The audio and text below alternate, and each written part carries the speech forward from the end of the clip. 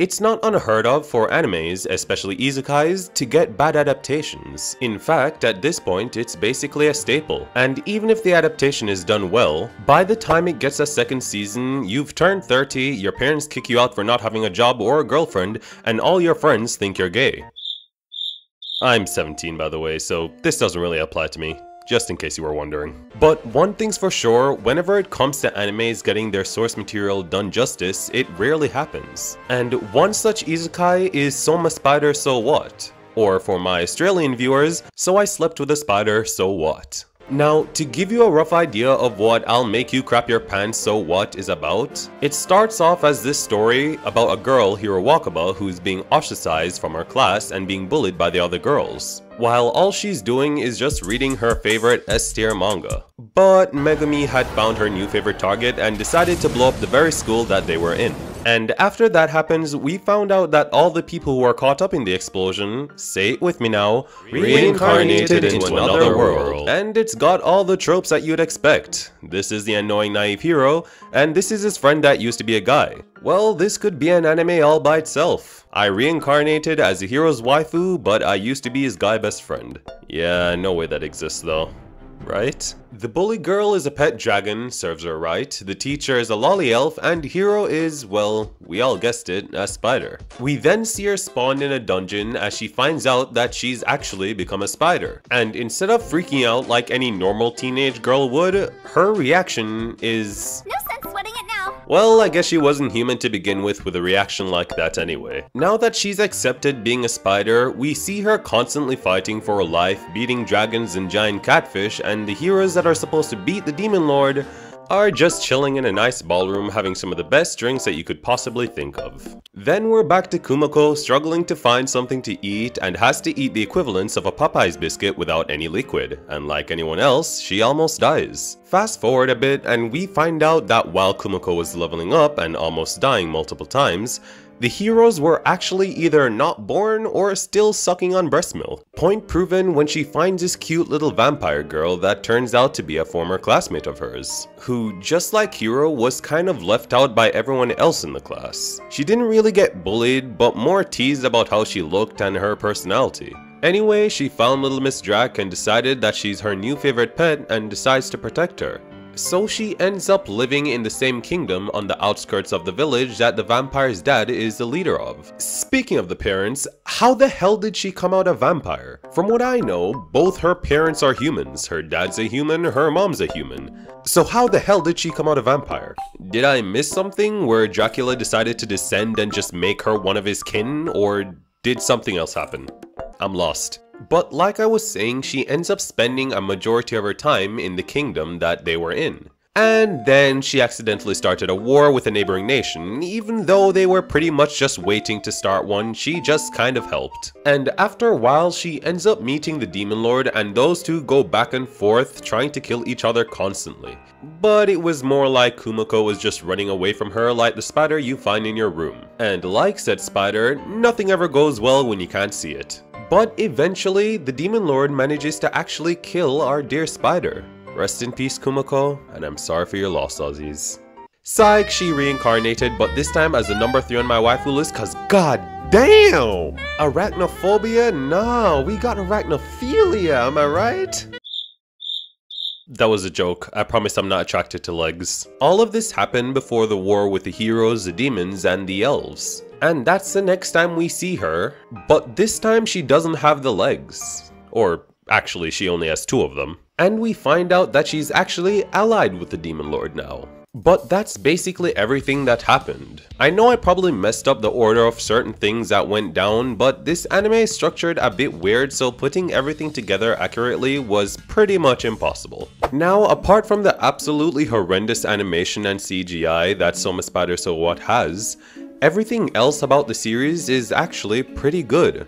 I've rewatched it so many times that I basically know the entire script by heart. Even before I knew anything about the light novel, I still felt like the series had good potential. even with Kumiko hard carrying the series, which we'll get into later. Apart from Kumiko, the world building was well done and the antagonistic side characters felt more interesting and had more depth than the main hero's party, even though we didn't get to see them much in the anime, except for a couple of scenes. Now, I'm not sure if that's how they intended it to be, but either way, I liked it that way.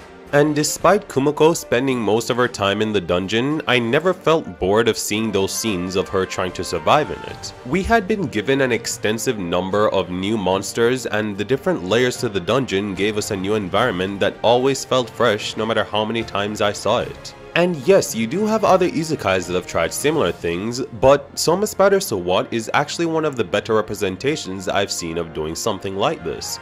The only other exception being Arifureta, and even then, I still feel like Soma Spider So What did it better. Hajime didn't have many changes when it came to his environment in the dungeon. In fact, most times it was nearly impossible to tell which floor he was on or when he crossed a new one. And as we can see from Soma Spider So What, that definitely isn't the case with Kumiko. Even when she left the dungeon, I was still interested in the politics of the different nations and how everything else had an effect on Kumiko's journey. From protecting a little vampire on a whim to fighting against her mother and the demon lord, all these interactions played a huge role in her journey and who she becomes at the end of the series, even though you wouldn't know that from just watching the anime. Which brings me to my next point. I feel like this series was kinda suffocated.